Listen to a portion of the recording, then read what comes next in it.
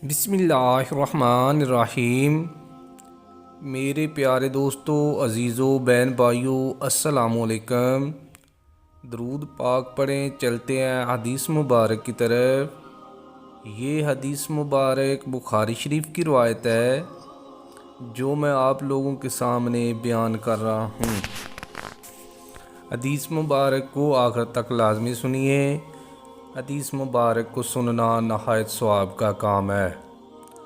रसूल अल्लाह सल्लल्लाहु अलैहि वसल्लम ने फरमाया, कोई शख्स तुम में से मौत की आरज़ू ना करे, अगर वो नेक है तो मुमकिन है नेकी में और ज़्यादा हो, और अगर वो बुरा है तो मुमकिन है इससे तौबा कर ले।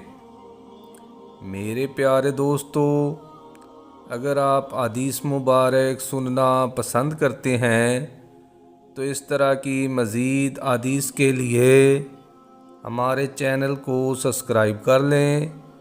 बराए मेहरबानी वीडियो को लाइक भी करें। इजाज़त दें, मिलते हैं फिर एक नई हदीस के साथ। जज़ाकल्लाह, शुक्रिया, अल्लाह हाफ़िज़।